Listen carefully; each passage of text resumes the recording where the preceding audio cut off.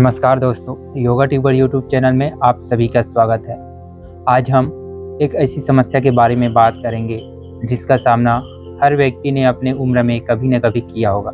जी हाँ, हम बात करने वाले हैं कमर दर्द यानी बैक पेन के बैक पेन के बारे में। हमारे देश का हर 7वां व्यक्ति कहीं न कहीं कमर दर्द से पीड़ित है। कई लोग अनजाने में या नासमझी के कारण इस रोग को मोल ले लेते हैं। इसमें बैठने में दर्द होना, चलने फिरने में दर्द होना, पीठ में तीव्र दर्द होना, साथ ही सामने झुकने पर दर्द होना, इस तरीके के लक्षण देखने को मिलता है। दोस्तों, कमर दर्द के कई कारण हो सकते हैं। इसका मुख्य कारण है स्लिप डिस्क, यानी हमारी वर्टिब्रास में जो डिस्क होती है उसमें किसी कारण से डैमेज हो जाना या डिस्क का अपनी जगह से खिसक जाना, ये भी मुख्य कारण होता है कमर दर्द का। इसके अलावा जो नर्व्स होता है उसमें डैमेज हो जाना, ये भी कारण होता है। साथ ही ऑस्टियोपोरोसिस यानी बढ़ती उम्र के साथ लोगों के शरीर में हड्डियों में लवण कम होने लगता है, जिसके कारण हड्डियों में दर्द स्टार्ट हो जाता है और यह भी बैक पेन का कारण बनता है। साथ ही अत्यधिक एसिडिटी, अत्यधिक अल्कोहल का सेवन, ये सभी भी कमर दर्द को प्रभावित करते हैं। तो चलिए जानते हैं हम इस वीडियो में कि कमर दर्द के लिए कौन कौन से आसन और कौन कौन से प्राणायाम कर सकते हैं। तो दोस्तों, जिसको भी कमर दर्द की समस्याएं हों यानी बैक पेन की प्रॉब्लम हो, उनके लिए सबसे ज़रूरी है कि वो कम से कम सामने झुकने वाले कार्य करें या सामने झुकने वाले आसन करें। यानी इसमें आगे झुकने वाले सभी प्रकार के आसन को मना ही रहता है। इसमें सबसे ज़्यादा पीछे झुकने वाले यानी बैक बेंडिंग के आसन किए जाते हैं। जितना हो सके बैक बेंडिंग के आसन करें। इसमें हम अभ्यास करते हैं पहला मार्जरी आसन। चलिए देखते हैं मार्जरी आसन कैसे करते हैं। मार्जरी आसन के लिए हम इस प्रकार से घुटनों के बल आ जाएंगे। अपने घुटनों से एक हाथ और एक पांव की दूरी लेंगे, पीछे पैरों को फ्लैट करके रखेंगे और हम अपने हाथों की जो कलाइयाँ हैं उसको अपने शोल्डर के जस्ट नीचे रखेंगे और दोनों पैरों के घुटने हमारे हिप्स जॉइंट के नीचे रहेंगे। फिर यहीं से हम सांस लेते हुए मैक्सिमम अपने हेड को ऊपर की ओर लेकर जाएंगे। लोअर बैक को नीचे की ओर डिप्रेस करेंगे और लोअर बैक में यानी लंबर रीजन में जो स्ट्रेच आ रहा है उसको फील करेंगे। फिर सांस छोड़ते हुए धीरे धीरे अपने चिन को, डुड्डी को अपने चेस्ट से यानी छाती से टच करेंगे। पेट को अंदर की ओर कॉन्ट्रैक्ट करेंगे और स्पाइन को ऊपर की ओर हंच करेंगे। फिर से सांस लेते हुए अपने सिर को जितना हो सके मैक्सिमम ऊपर की ओर लेकर जाएं। लोअर बैक में डिप्रेस कीजिए। अंतिम स्थिति में कुछ समय तक इस पोजीशन में रुकने का प्रयास करें। फिर सांस छोड़ते हुए फिर से चिन को चेस्ट से टक करें, पेट को अंदर कॉन्ट्रैक्ट करें, फिर स्पाइन को ऊपर हंच करें, फिर धीरे से वापस। इस तरीके से मार्जरी आसन का आप अभ्यास करेंगे। हमने अभी मार्जरी आसन 2 आवृत्ति में किया है। आप इसको कम से कम 20 आवृत्ति में डायनेमिक रूप से करें। फिर लास्ट में आप ऊपर जाते हुए और नीचे आते हुए दोनों स्थिति में 10 से 15 सेकंड तक होल्ड करने का प्रयास करें। तो ये रहेगा हमारा पहला आसन। इसमें हमारा जो दूसरा आसन रहेगा वो रहेगा पेट के बल लेट कर किए जाने वाले आसन, जिसमें हम मकर आसन का अभ्यास करेंगे। मकर आसन के लिए हम इस तरीके से पैरों को पीछे फ्लैट कर देंगे, दोनों हाथों को अपने चीन पे इस प्रकार का अपनुमा संरचना बनाकर रख लेंगे। इसमें हम जब आएंगे तो हमारा जो एल्बो है यानी हमारी जो कोहनियाँ हैं वो नीचे ज़मीन पर रहेगी और जो एल्बो है वो पास रहेगा, हल्का सा पास रहेगा। इस प्रकार से फैला हुआ नहीं रहेगा, हल्का सा पास रहेगा। और हाथों से हम डुंडी को इस प्रकार से करेंगे तो आप महसूस करेंगे कि आपके जो पीठ के रीजन है यानी लोअर बैक का जो रीजन है, लंबर सेक्रल रीजन, उसमें अच्छा स्ट्रेच आ रहा है। तो ये भी कमर दर्द के लिए काफ़ी फायदेमंद आसन है। आप इस आसन में कम से कम 1 मिनट तक रुकने का प्रयास करें। आप एल्बो को जितना हो सके एक दूसरे के पास रखने का प्रयास करें और इस आसन को कम से कम 10 बार अभ्यास जरूर करें। चलिए फिर धीरे से वापस आ जाए।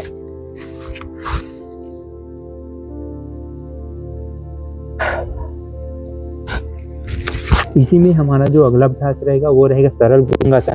सरल भुजंग आसन के लिए हम दोनों हाथों को इस प्रकार अपने रिस्ट से लेकर एल्बो तक पूरे हाथों को जमीन पे रख देंगे और हम अपने अपर बॉडी को यानी अपने सिर को, दोनों शोल्डर को और अपने वक्ष रीजन को यानी जो चेस्ट रीजन है उसको नेवल तक ऊपर उठाएंगे और अपने सिर को भी मैक्सिमम पीछे की ओर स्ट्रेच करेंगे, पीछे की ओर झुकाने का प्रयास करेंगे। इस स्थिति में भी आप महसूस करेंगे कि आपके कमर के पिछले हिस्से में अच्छा स्ट्रेच आ रहा है। ये भी कमर दर्द के लिए सबसे कारगर आसन में से एक है। इसमें भी आप कम से कम 1 मिनट तक रुकने का प्रयास करें और इसको भी कम से कम 5 से 7 आवृत्ति तक अभ्यास दोहराएं।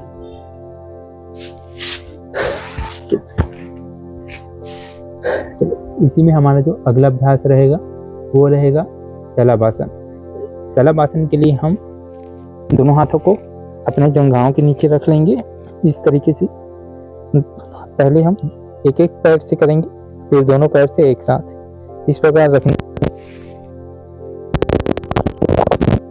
लेफ्ट लेग को धीरे धीरे ऊपर उठाते जाएंगे, फिर सांस छोड़ते हुए धीरे धीरे नीचे, सांस लेते हुए राइट लेग को ऊपर उठाएं, सांस छोड़ते हुए धीरे धीरे नीचे। इस तरीके से लेफ्ट लेग और राइट लेग से 10-10 बार डायनामिक रूप से करेंगे। फिर अंतिम स्थिति में लेफ्ट लेग को उठाकर कम से कम 20 सेकंड तक होल्ड करेंगे। फिर धीरे से लेफ्ट लेग डाउन करके राइट लेग अप करेंगे और इसमें भी 20 सेकंड तक होल्ड करेंगे। आप देखेंगे कि जब आप पैर को उठा के होल्ड कर रहे हैं तो आपके स्पाइन में यानी पीठ के ऊपरी हिस्से में बढ़िया खिंचाव आ रहा है, तो ये भी कमर दर्द के लिए काफ़ी फायदेमंद है। हमारा जो अगला अभ्यास रहेगा वो रहेगा वक्रासन। वक्रासन के लिए हम दोनों पैरों को इस प्रकार सीधा कर लेंगे, फिर अपने दाएं पैर यानी राइट लेग को लेफ्ट थाई के साइड में और नी के पास इस प्रकार रखेंगे और अपने लेफ्ट हैंड से राइट लेग को इस प्रकार पकड़ेंगे और आपका जो राइट हैंड रहेगा वो जस्ट स्पाइन के पीछे इस प्रकार जाएगा। फिर इसी पोजीशन में सांस लेंगे और सांस छोड़ते हुए अच्छे से स्पाइन को ट्विस्ट करेंगे।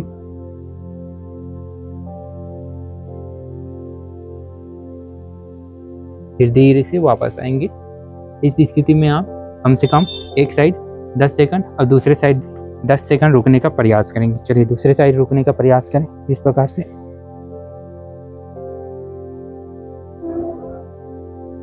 धीरे से वापस।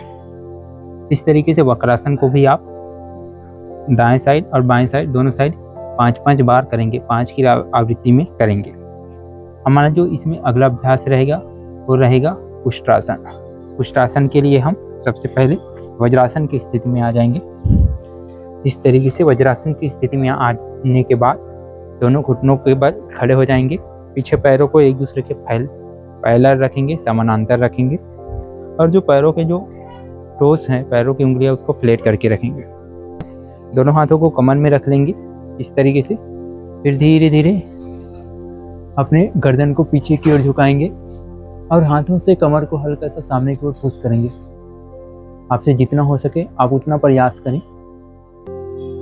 शरीर पे एफर्ट बिल्कुल भी न लगाएं। फिर सांस छोड़ते हुए धीरे से वापस।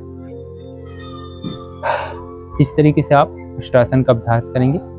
इसमें हमारा जो अगला अभ्यास रहेगा वो रहेगा सेतुबंध आसन यानी ब्रिज पोज। ब्रिज पोज के लिए आप सीधा पीठ के बल लेट जाएंगे इस तरीके से और दोनों पैरों को अपने कूल्हे के पास यानी अपने बटक्स के पास लाएंगे। दोनों हाथों को नीचे जमीन पर रखेंगे कमर के साइड में। फिर सांस लेते हुए धीरे धीरे आप अपने हिप्स को कमर को ऊपर की ओर उठाते जाएंगे, जितना हो सके ऊपर उठाएं और अंतिम स्थिति में इसी पोजीशन में कुछ सेकंड तक रुकने का प्रयास करें। 20 से 25 सेकंड तक रुकने का प्रयास करें। फिर धीरे से सांस छोड़ते हुए नीचे, फिर से सांस लेते हुए आप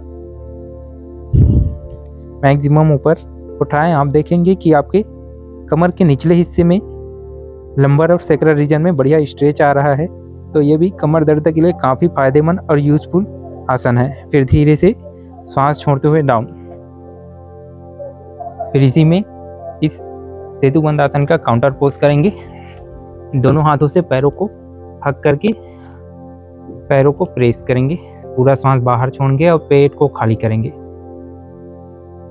इस तरीके से आप सेतुबंद आसन का डायनेमिक रूप से 20 बार अभ्यास करेंगे और हर बार कम से कम 5 से 7 सेकंड तक कमर को ऊपर उठाकर होल्ड करने का प्रयास करेंगे। चलिए, इसी में हमारा जो कमर दर्द के लिए सबसे कारगर और इफेक्टिव आसन होता है वो होता है मरकट आसन। मरकट आसन के लिए हम दोनों हाथों को इसी सेतुबंद की पोजीशन में इस प्रकार हाथों को फैला लेंगे साइड में, दोनों पैरों को पास पास रखेंगे।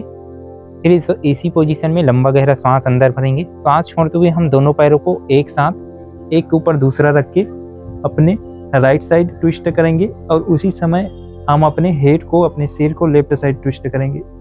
अंतिम स्थिति में आप इस पोजीशन में कम से कम 10 सेकंड तक रुकने का प्रयास करें। पूरा श्वास बाहर छोड़ के रखें। फिर धीरे धीरे पैरों को मध्य स्थिति में लाते हुए श्वास अंदर भरेंगे। फिर श्वास छोड़ते हुए दोनों पैरों को लेफ्ट साइड ट्विस्ट करेंगे और अपने हेड को same time right side twist करेंगे और अंतिम स्थिति में इसमें भी 10 सेकंड तक होल्ड करने का प्रयास करेंगे। फिर धीरे धीरे श्वास लेते हुए पैरों को सेंटर में लाएंगे। इस तरीके से आप मरकट आसन को भी 10 बार लेफ्ट साइड और 10 बार राइट साइड करके इसका अभ्यास दोहराएंगे। चलिए दोस्तों, अब जानते हैं कि कमर दर्द में कौन कौन से प्राणायाम कारगर होते हैं। तो इसमें जो पहला होता है वो होता है नाड़ी शुद्धि प्राणायाम। चलिए जानते हैं नाड़ी शुद्धि प्राणायाम किस प्रकार करते हैं।